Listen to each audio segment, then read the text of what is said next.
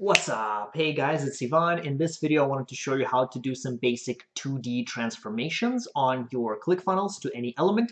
So if it's a picture, for example, and you want to rotate it or you want to scale it, make it bigger or make it smaller, especially if you hover over it, I can show you how to do that, okay? So let me just briefly show you what I mean by that and some of the options available with this CSS function we'll be working with. So here is the original pictures. Here are the pictures that I've changed. So here, for example, I've moved it a little bit. As you can see, I've moved it to the top left. Over here, I've tilted it. So I've rotated it basically around a central point. Over here, I scaled it, and here I tilted it around an axis, right?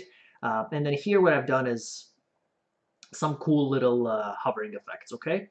So I just wanted to show you how to do that. Now, one thing to note is that if you are doing hovering effects, be careful with that because as you can see here, if I click on this, because the hovering effect works when I hover, right? So if I hover over this, if I go to this point here where the other one, where the original picture is, it's going to kind of keep going back and forth because I'm hovering over the original one, but I'm also not hovering over the new one. So okay, so just to let you know, it may be a bit messy there, but let me show you how to do all that.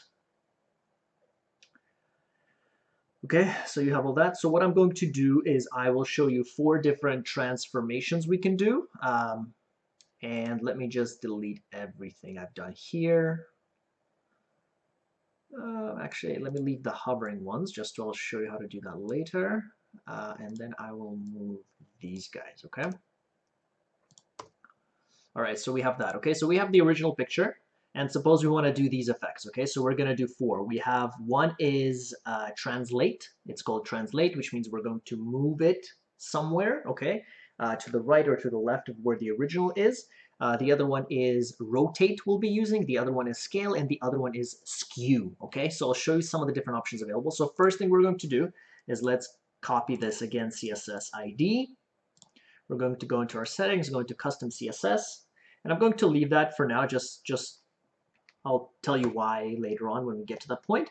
But I'm going to put this in. So suppose the first thing we want to do is we want to translate. Okay, so what I'll do is I'll put in these braces as we said, and then I'm going to say transform, double dots again, and I'm going to say translate. And now what happens is whatever value you put in here, so suppose I put 10 pixels and suppose I put 10 pixels again.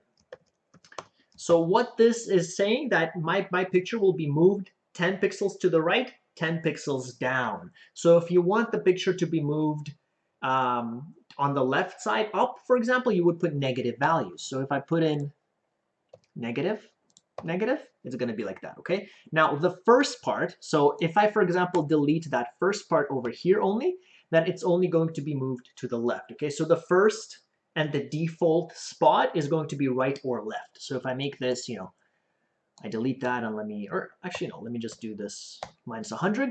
As you can see here, it's just going to move to the left. Okay, so you can play around with it, figure out where you want the picture to be, and the element kind of follows it. So as you can see here, in ClickFunnels, you won't really have an ability to do that. But if you use custom CSS code like we did here, you can do that. So it allows you to play around with it. And if you really need to move a picture somewhere badly, you can do it now, okay? The other thing we're going to do now is, let me copy the element again of this one. We will do, what's the next one? Rotate, okay?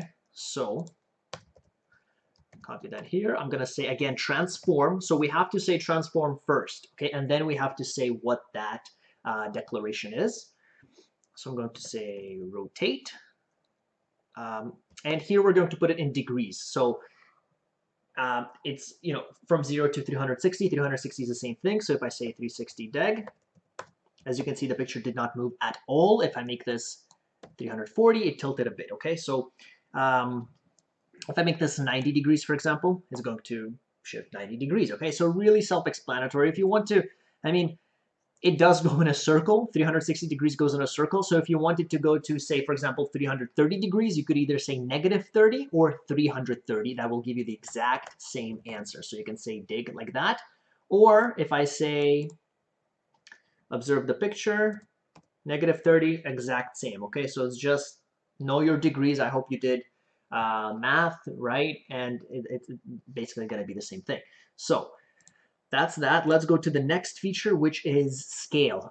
This is something you see often actually in pictures where it scales, not necessarily like this. I mean, that's an option where the picture is bigger. You can see a lot more, which is awesome. But you see it as a zooming feature normally. So the height and the width will be the same of the picture. The size will be the same, but it kind of zooms in, right? Even though the dimensions stay exactly the same. So that's something common you see, which we will go over, not in this video, but we will do that.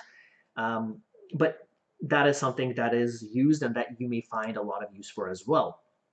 So let me paste that identifier, and I'm going to say transform, and now we said scale, right? So the way this one works is, suppose I put in 1.5.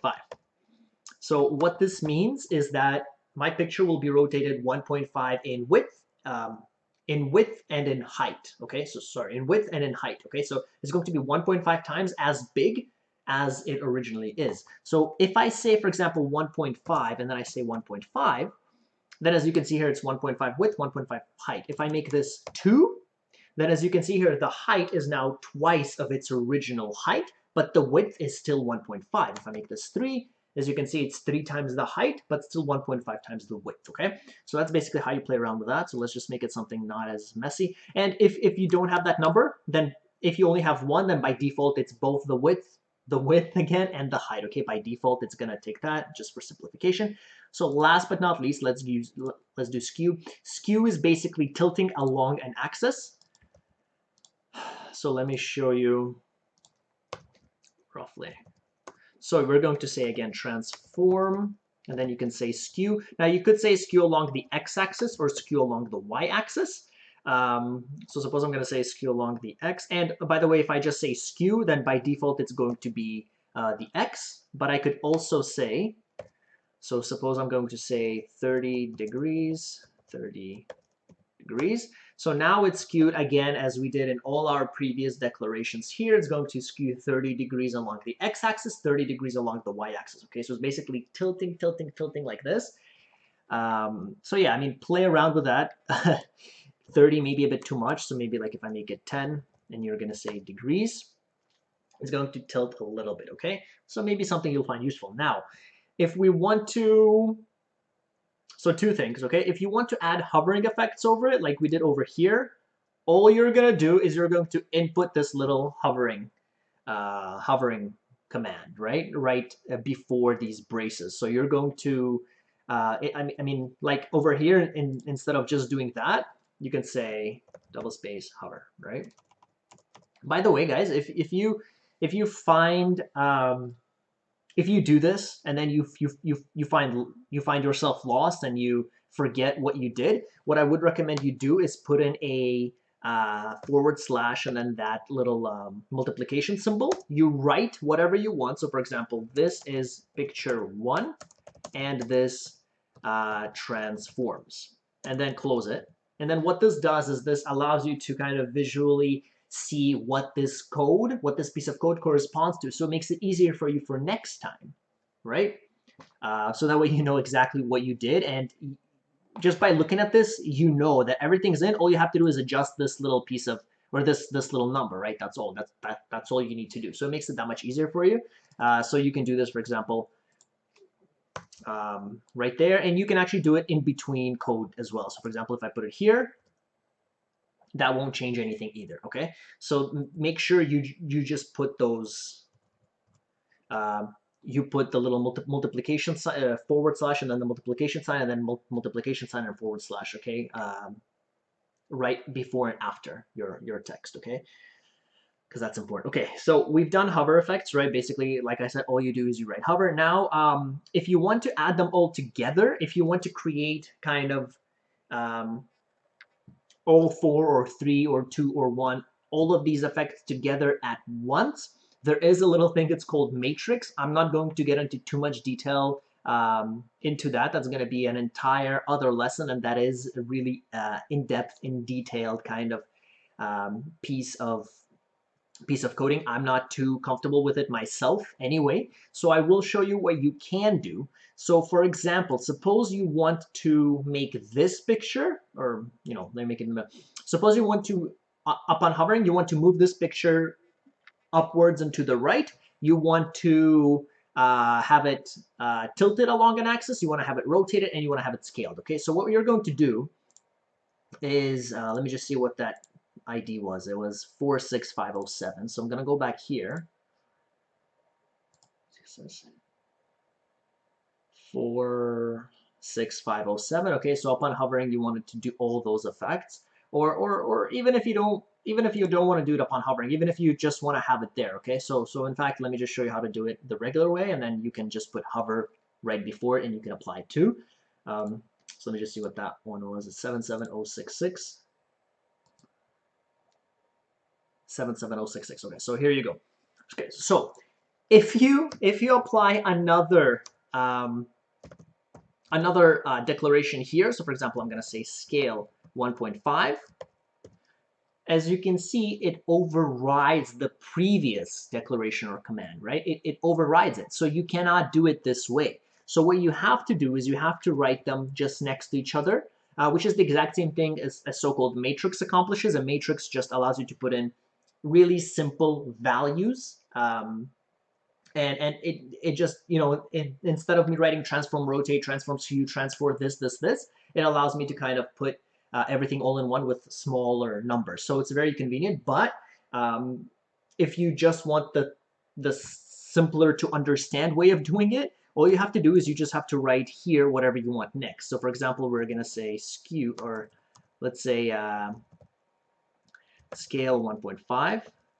Okay, so what this did now here is, so we said the action we wanted to be taken, transform, and now we can say all the action or all the declarations we want for this particular element. So in this case, as you can see, I said rotate, I said scale.